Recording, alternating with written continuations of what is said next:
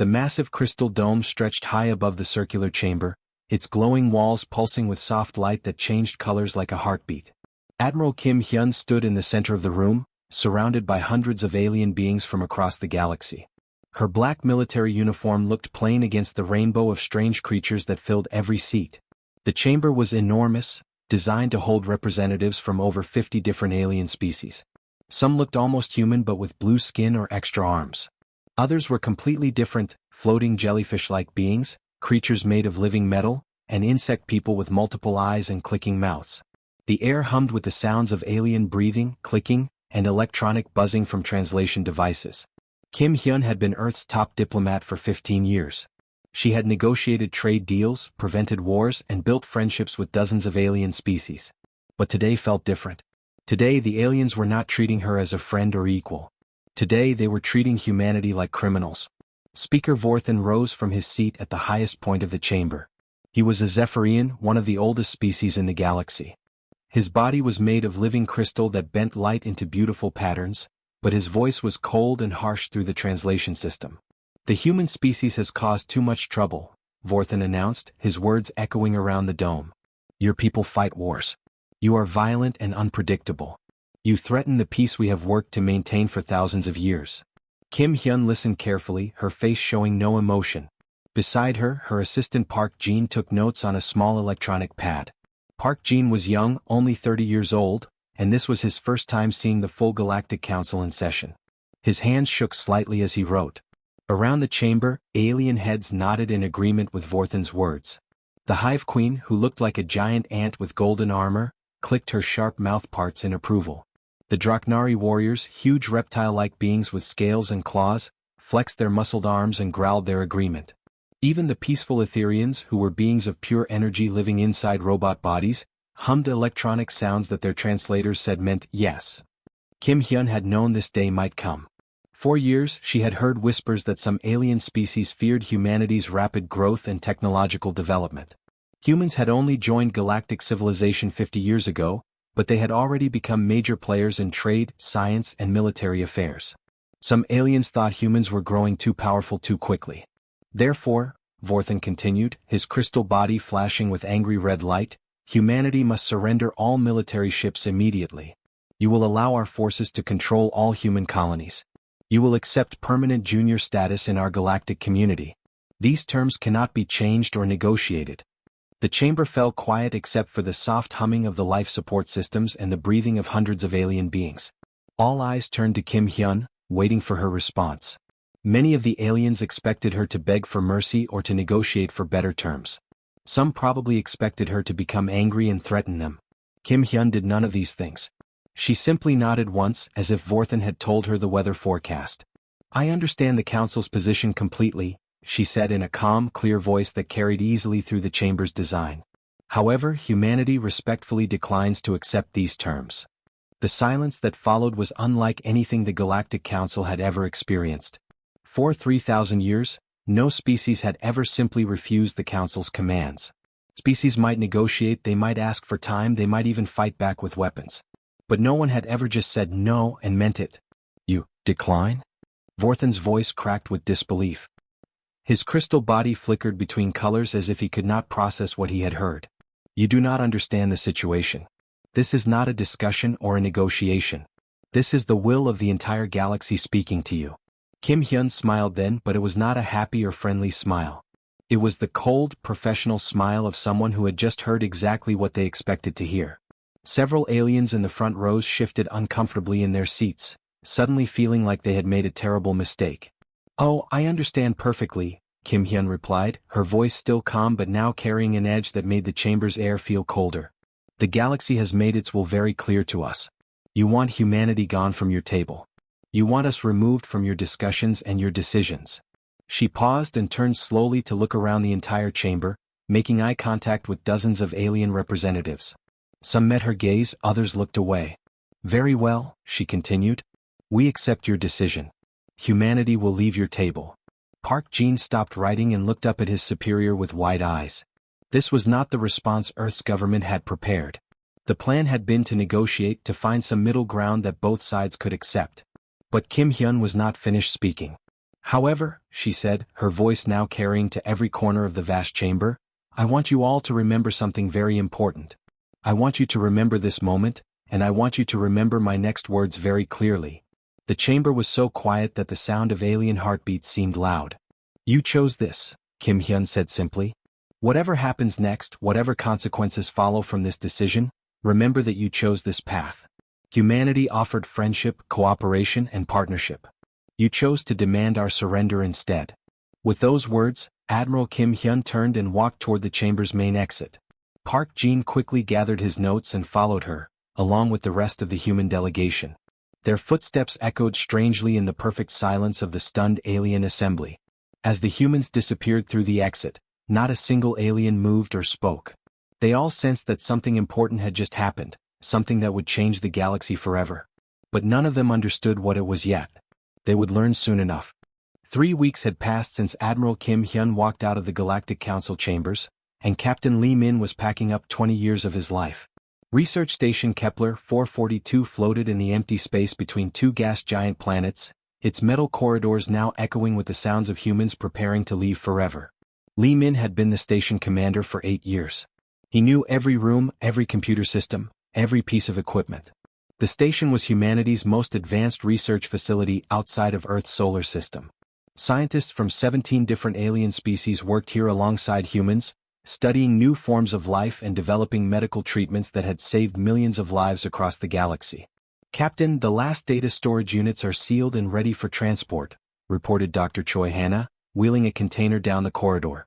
She was the station's head biologist, a brilliant woman who had discovered cures for 3 major alien diseases. Her research lab had been her home for 12 years, and now she was dismantling it piece by piece. Through the station's large observation windows, Lee Min could see the final human transport ship waiting to dock. The ship would carry the last 30 humans off the station, along with all their research data, equipment, and personal belongings. After that, Research Station Kepler 442 would belong entirely to the aliens. The Etherian scientists keep asking me when we will come back, Dr. Choi said quietly. The Etherians were energy beings who lived inside mechanical bodies. They had been working with humans for 15 years on a project to cure a deadly disease that affected their species. The project was almost finished. Lee Min looked at the alien scientists working in the lower levels of the station. Many of them seemed confused and worried. They did not understand why their human colleagues were suddenly leaving. The aliens thought this was temporary, that humans would return in a few weeks or months after some kind of political agreement. Tell them we are not coming back, Lee Min said simply. The station is theirs now. They can keep all the equipment and continue the research if they want. Dr. Choi nodded sadly. She knew that without human expertise, most of the advanced research projects would fail. The aliens were smart, but they did not understand human technology well enough to maintain the complex systems that kept the station running. Similar scenes were happening all across the galaxy. On every world where humans lived and worked, the same quiet evacuation was taking place. On the massive trading station called Nexus 7, Captain Park Sung was loading the last cargo containers onto his merchant ship. Nexus 7 was one of the busiest commercial centers in the galaxy, where traders from dozens of species bought and sold goods worth trillions of credits every day. Park Sung had been trading at Nexus 7 for 25 years. His company, Korean Galactic Trading, was one of the largest human businesses in alien space. They had warehouses full of valuable goods and contracts with alien companies worth billions of credits. Trade Master Keeldar, a tall Zephyrian with a body made of blue crystal, watched in confusion as human workers loaded transport ships with equipment and personnel. The Zephyrians controlled most of the galaxy's trade networks, but they relied heavily on human companies to manage the complex logistics of moving goods between different star systems. Captain Park, what about your contracts? Keeldar asked, his crystal body flashing with worried colors. You have agreements to deliver medical supplies to the Outer Rim colonies. People will die without those shipments. Park Sung sealed the last container and prepared to board his ship, the New Soul. Cancel the contracts. Pay the penalties from our company accounts. We are leaving. But this makes no sense. Keeldar's voice rose higher, something that rarely happened with the usually calm Zephyrians. You will lose billions of credits. No species abandons profits so easily. You will be back within a month. Park Sung looked at the alien trader for a long moment. Over the years they had become friends as well as business partners. But friendship was a luxury humanity could no longer afford. Find other suppliers, Park Sung said as he walked toward his ship. "We are done here." What Keeldar did not know was that Park Sung was taking more than just people and equipment. Hidden in his ship's data banks were detailed records of every trade route his company had established over 25 years. Maps of supply chains, lists of resource dependencies, records of which alien colonies depended on which goods from which planets. Information that had taken decades to gather and that would be impossible for the aliens to replace quickly. On the war-torn frontier world of Draknari Prime, mercenary commander Yoon Tae was giving his final orders to a company of soldiers that included both humans and aliens. For 10 years, his military unit had been hired by various alien governments to fight in border conflicts and protect colonies from pirates and raiders. All contracts are terminated immediately, Yoon Tae announced to his troops. Human personnel will return to Earth space. Alien soldiers, your final payments have been transferred to your accounts. Good luck. War Chief Thaxmol, a massive reptilian warrior with scars covering his scaled arms, grabbed Yoon Tae's shoulder as the human commander prepared to leave. "You cannot abandon us now," Thaxmol growled, his yellow eyes flashing with anger and desperation. "The Collective's invasion fleet is only 3 months away from our border worlds. Without your tactical expertise, thousands of my people will die." Yoon Tae shrugged off the alien's grip and shouldered his equipment pack. "That is no longer our problem. Hire other mercenaries. There are no other mercenaries with your skills. Human military tactics are the most advanced in the galaxy." Yoon Tae paused at the entrance to the landing pad where his transport ship waited. "Then you should have thought of that before you tried to make us your slaves." As human ships lifted off from hundreds of worlds across the galaxy, alien leaders watched with a mixture of confusion and confidence. Most of them believed this was just a temporary political gesture. Humans were emotional and unpredictable, they reasoned. After a few months of economic losses, humanity would come crawling back, ready to accept whatever terms the Galactic Council offered. The Zephyrian Trade Council issued statements assuring their member species that human companies would resume operations within 60 days. The Draknari Empire began recruiting new mercenary companies to replace the human military contractors. The Etherian Scientific Collective started making plans to continue research projects without human partners. None of them understood what was really happening. They saw the humans leaving, but they did not see the invisible networks of knowledge, relationships, and dependencies that were leaving with them. They did not realize that humanity had spent 50 years quietly becoming the foundation that held galactic civilization together. They thought they were watching troublemakers leave. They had no idea they were watching their entire way of life begin to collapse. 6 months had passed since the humans left, and Fleet Admiral Corvadh was staring at the worst disaster in Draknari military history. His flagship, the massive warship called Blood of Conquest, floated helplessly in the darkness of space like a dead whale. The ship that had once been the pride of the Draknari Empire was now nothing more than a giant piece of metal with no power, no weapons, and no way to move. Corvadh was a veteran warrior who had fought in dozens of battles across the galaxy. His scaled green skin was covered with scars from old wounds, and his yellow eyes had seen the destruction of entire enemy fleets. But he had never seen anything like this. His ship had simply stopped working, along with 17 other warships in his fleet. "How is this even possible?" he roared at his chief technician, his voice echoing through the dark bridge. Emergency lighting cast strange shadows on the walls, and the air recycling system was running on backup power. These systems have worked perfectly for 30 years. The chief technician was a Zephyrian named Velkan, whose crystal body was flickering with nervous blue and purple colors. His species was known for their technical expertise, and the Draknari had hired many Zephyrian engineers to maintain their advanced warships. But Velkan had never seen anything like this either. "Admiral," Velkan said, his voice shaking through the translation device, "I have found the problem, but I do not understand it. The navigation core, the weapons targeting system, the engine control computers, they all contain quantum processors that were designed by humans decades ago." Corvadh's eyes narrowed dangerously. "What does that have to do with anything? Those processors have worked fine for years."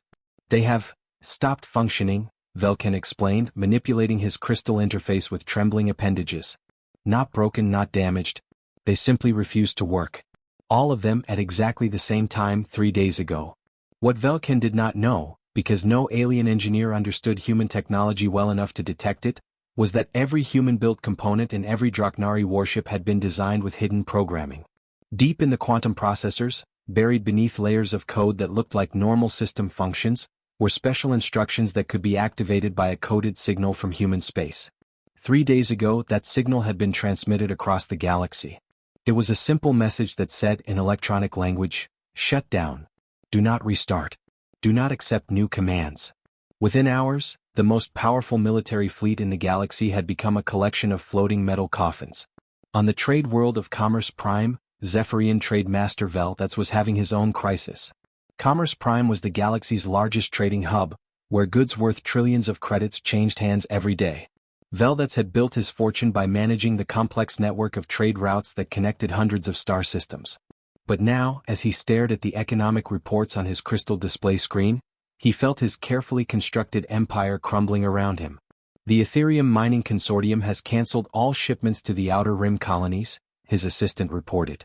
The assistant was a young Zephyrian whose crystal body pulsed with worried red colors. They say the trade routes are too dangerous without human patrol ships protecting them. Velthats felt his crystal structure vibrate with anger. The Ethereum Mining Consortium mined rare metals that were essential for building advanced technology. The Outer Rim colonies needed these materials desperately, and Velthats made huge profits by arranging the shipments. Then hire other security companies, he demanded. There are plenty of mercenary fleets in the galaxy. His assistant's colors shifted to deep purple, which meant very bad news among Zephyrians. The Draknari mercenary companies are unavailable, the assistant said quietly. Their ships are experiencing technical problems. The collective security forces are dealing with their own issues. The independent mercenary groups say the trade routes are too dangerous and the pay is not worth the risk. What neither Zephyrian understood was that the dangerous trade routes had only been safe because human patrol ships had spent decades quietly eliminating pirate bases, negotiating protection agreements with local governments, and maintaining a careful balance of power that kept shipping lanes secure. Without human protection, pirates and raiders who had been hiding for years suddenly emerged like hungry wolves. Trade ships that had traveled safely for decades were being attacked and robbed. Entire cargo convoys were disappearing without a trace. On the colony world of New Kepler, the situation was even worse. The collective queen, whose hive mind connected billions of individual alien beings across dozens of planets, was receiving reports that made her mechanical body spark with alarm. 3 of her newest colony worlds were dying. The atmospheric processors that created breathable air were breaking down. The water purification systems were producing toxic sludge instead of clean water. The agricultural systems that grew food for millions of colonists were producing poisoned crops. When the humans had left, they had provided detailed instruction manuals for maintaining all the terraforming equipment. The manuals were thousands of pages long and written in complex technical language.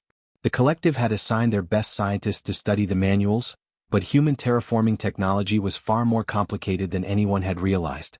The systems were not just machines. They were carefully balanced ecosystems that required constant adjustment and monitoring. The humans had spent decades learning how to make dead planets suitable for life, and they had made the process look easy. But without human expertise, the colony worlds were slowly reverting to their original lifeless states. In the Etherian research archives, the most disturbing discovery of all was being made. Researcher Prime Fluxera had been analyzing the galaxy's technological development when she noticed a pattern that sent electronic chills through her energy-based consciousness. For the past 50 years, nearly every major technological breakthrough had been either directly created by humans or built upon human theoretical foundations. The quantum communication networks that connected the galaxy, based on human mathematics. The faster-than-light travel systems that made interstellar trade possible, improved using human engineering principles. The medical technology that had saved billions of alien lives, developed in joint projects with human scientists. Humanity had not been a junior member of galactic civilization waiting to learn from older, wiser species. They had been the teachers, quietly advancing everyone else's technology while taking little credit for their contributions. Every species in the galaxy had been building their future on foundations that humans had provided. And now those foundations were crumbling. The galaxy was beginning to understand that they had not expelled a troublesome younger species. They had driven away the architects of their own civilization. The great crystal dome of the Galactic Council chamber looked different now. Instead of hundreds of alien representatives filling every seat, only about half the usual number had managed to attend the emergency meeting. Many of the empty seats belonged to species whose governments were too busy dealing with disasters at home to worry about galactic politics. Speaker Vorthan stood at his podium, but his crystalline body had lost its beautiful shine. Stress fractures ran through his transparent form like scars, and his voice cracked when he spoke. The proud Zephyrian who had once demanded humanity's surrender now looked like a broken old man. This emergency session will address the crisis that began with humanity's departure from our council, Vorthan announced. His words echoed strangely in the half-empty chamber. We need immediate solutions to problems that threaten the survival of our civilization. Trade Master Velvets rose from his seat, his crystal body flickering with patterns of red and orange that meant extreme stress among his species. For 30 years, he had been one of the galaxy's most successful businessmen, managing trade networks that connected thousands of worlds. Now his empire was collapsing. The human withdrawal has destroyed our economy, Velvets reported, his voice shaking. 17 major shipping routes have been abandoned because pirates have taken control. The Outer Rim colonies are begging for emergency food shipments, but no cargo ships dare to travel those routes without protection. He paused and looked around the chamber at the worried faces of alien representatives. 3 mining operations have shut down completely. The rare metals they produce are essential for our technology, but the miners refuse to work without human security forces to protect them. 5 agricultural worlds have stopped sending food to the core systems because their transport ships keep getting attacked by raiders.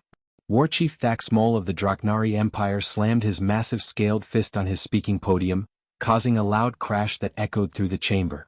The huge reptilian warrior was known for his calm control in battle, but now his yellow eyes burned with frustration and rage. 40% of my battle fleet is still floating dead in space, he roared. My most powerful warships are helpless metal shells. My warriors who have never lost a battle, sit in the dark waiting for rescue ships to tow them home. Border raiders who used to flee at the sight of our ships now attack our colonies without fear. The warchief's voice dropped to a dangerous growl. Yesterday, a group of pirates with 3 small ships destroyed an entire supply convoy that was protected by one of my remaining functional warships. The pirates had better weapons and faster ships than my forces. How is this possible? The collective queen's mechanical avatar sparked and flickered as she tried to maintain her connection to the billions of minds in her hive network.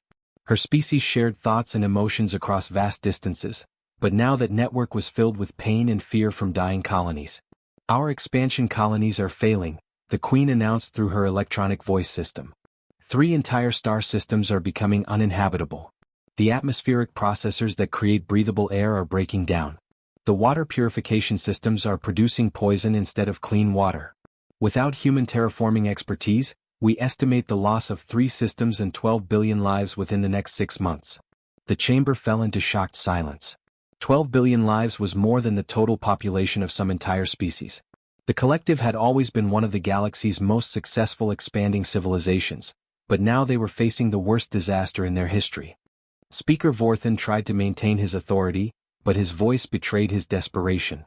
We must contact Earth immediately. Surely the humans can be reasoned with. This situation benefits no one.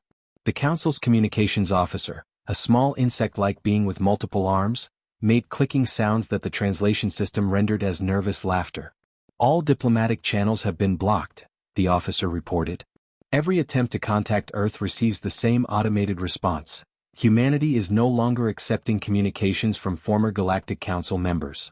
We have tried official diplomatic frequencies, emergency channels, even personal messages to human friends. Nothing gets through. Warchief Thaxmol stood up again, his massive form towering over the other representatives. Then we send battle fleets to human space. We force them to negotiate. My remaining ships may be reduced in number, but they are still powerful enough to demand respect. Several other representatives nodded in agreement. The Etherian delegate hummed electronic sounds of support. Even some of the peaceful species seemed to think that military pressure might be the only solution. But Speaker Vorthan shook his crystalline head sadly. 3 species have already attempted that approach. The results were catastrophic. The Draknari Empire had been the first to try military force. Warchief Korvmel had taken 12 of the Empire's remaining functional warships toward human space, determined to force Earth to negotiate. The fleet had made it halfway to the Sol system before every ship suffered complete system failures. Their navigation computers had deleted all star maps, leaving them lost in deep space. Their life support systems had begun producing toxic gas instead of breathable air. Their communication systems had started broadcasting loud music instead of military signals. Human rescue ships had appeared within hours, like ghosts materializing from empty space. They had towed the Draknari ships to a neutral space station and left them there with a single message: "Leave us alone." The Zephyrian Trade Federation had tried a different approach, sending a diplomatic convoy with offers of massive financial payments for humanity's return. Their ships' quantum drives had simply shut down the moment they entered human space, stranding them between stars. Again, human vessels had appeared to tow them to safety, but this time the message was shorter: no. The Etherian Scientific Collective had attempted to send a research vessel to study human defenses. Their ship had made it closest to Earth, actually reaching the outer edge of the Sol system before every system on board had simultaneously malfunctioned. The Etherian researchers found themselves floating helplessly in space until a human cargo ship had rescued them and delivered them to the nearest alien station with no message at all. "We underestimated them completely," admitted the Collective Queen, her mechanical form sparking with electronic distress. "We believed ourselves to be the galaxy's leaders, the builders of civilization. But we were merely living in a house that humans had constructed around us, taking credit for walls we did not build and systems we did not understand." The chamber fell silent as the full implications became clear. They had spent decades believing themselves superior to humanity, but they had actually been entirely dependent on human knowledge, human technology, and human protection.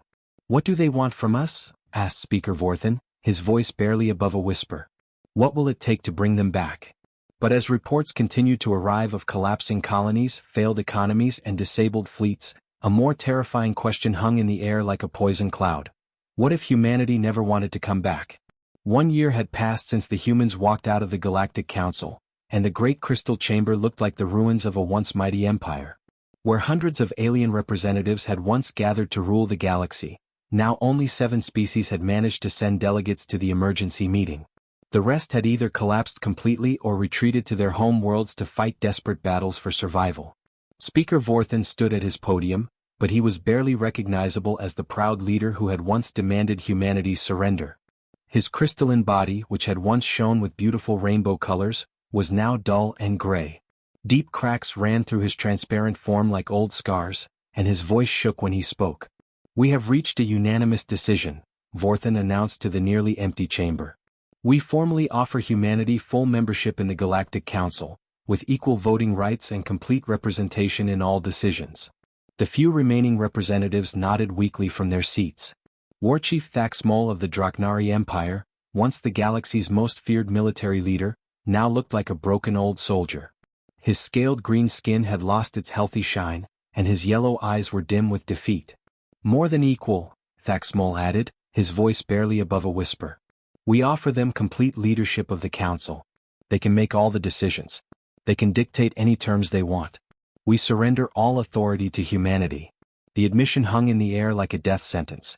The proud warrior species that had conquered dozens of star systems was now begging for mercy from the humans they had tried to enslave. The Collective Queen's mechanical avatar flickered and sparked, barely able to maintain its connection to what remained of her hive mind network. Billions of her people had died as colony worlds failed one by one. The vast consciousness that had once spanned hundreds of planets was now reduced to a few core worlds struggling to survive. "Our computer models predict complete societal collapse within 18 months if we do not receive human assistance," the Queen reported through her damaged voice system. "We estimate that our civilization will cease to exist by the end of next year without human intervention." The message they prepared to send to Earth was nothing like the proud ultimatum they had delivered a year earlier. Instead of demands and threats, it was a desperate plea for mercy. They acknowledged that humanity had been the true foundation of galactic civilization. They admitted that their entire way of life had been built on human knowledge and human protection. They offered unconditional surrender to human authority.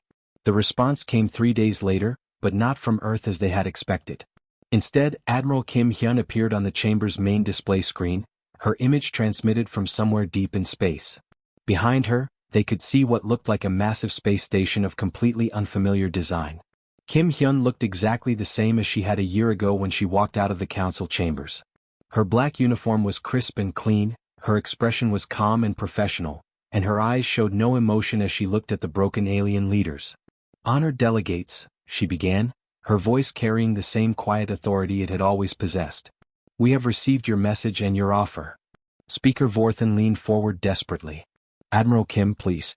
Our civilizations are dying. We were wrong to threaten humanity. We acknowledge our mistakes. We offer complete surrender if you will only help us survive. Kim Hyun raised one hand, and the speaker fell silent immediately. You were not wrong to fear us, she continued. Humanity is indeed dangerous. But not in the way you believed. Behind her, the camera showed glimpses of other figures moving around the strange space station. Some were clearly human, but others appeared to be aliens that the council representatives did not recognize. They worked together at control stations filled with technology that seemed decades ahead of anything the council had ever seen. You see, while you were debating our fate in your council chambers, we were busy building something new, Kim Hyun explained. The galaxy contains many species who were also rejected by your established order. Young civilizations that you deemed unready for council membership. Independent colonies that you labeled as primitive. Research communities that you considered irrelevant. Admiral Park Jin stepped into view beside her. We have spent this year creating a cooperative alliance based on mutual respect rather than domination. We focus on scientific advancement rather than political control. We believe in earning membership through contribution, not inheriting it through conquest. The council representatives stared in growing horror as they began to understand what Kim Hyun was telling them. We are not coming back to your table, Kim Hyun announced with finality. We have built a better one. The display shifted to show star charts marked with symbols the council had never seen before. Dozens of star systems were marked as members of something called the Terran Scientific Alliance. Human colonies, yes, but also worlds belonging to species that the council had dismissed as unimportant. The Terran Scientific Alliance now includes 47 member species and controls over 300 star systems, Kim Hyun continued. We have developed new terraforming methods that can transform dead worlds into garden planets in years instead of decades. We have created faster-than-light communication systems that do not require the quantum relay stations you depend on. We have solved the energy crisis that has limited galactic expansion for centuries. Dr. Choi Hanna, who had once worked at Research Station Kepler 442, appeared on screen. We have cured the quantum plague that was killing the Etherian colonies. We have developed sustainable population growth models that eliminated the resource wars between the outer systems. We have created agricultural techniques that can feed billions of people using a fraction of the resources your methods require. The council representatives listened with growing despair as they realized that humanity had not just left their civilization. They had built a completely new one that was already far more advanced than anything the council had ever achieved. But what about us? Speaker Vorthan asked, his voice cracking with desperation. What about our people who are dying? Kim Hyun's expression softened slightly, showing the first hint of emotion she had displayed. Any species that wishes to join the Terran Scientific Alliance may submit an application for membership, she replied. We evaluate all applications based on scientific contribution, cultural compatibility, and willingness to participate as equals rather than rulers. You would accept us? After everything we did, we would evaluate your applications the same way we evaluate any other species. But understand this clearly, there will be no special treatment for former council members. No recognition of your previous authority. You will start as junior partners and earn advancement through contribution, not through threats or conquest. The transmission ended, leaving the council chamber in complete silence. In the months that followed, 3 of the surviving council species formally dissolved their governments and applied for alliance membership. 2 others were too proud to accept junior status and retreated to their home systems. The remaining 2 simply disappeared from galactic affairs entirely. The Galactic Council, which had ruled the galaxy for 3,000 years, officially disbanded on a quiet Tuesday morning when the last remaining representative turned off the lights and locked the doors. Admiral Kim Hyun issued only one public statement about the end of the council. We tried to warn them. Do not bite the hand that feeds you. The galaxy had bitten, and humanity had simply found better friends to feed.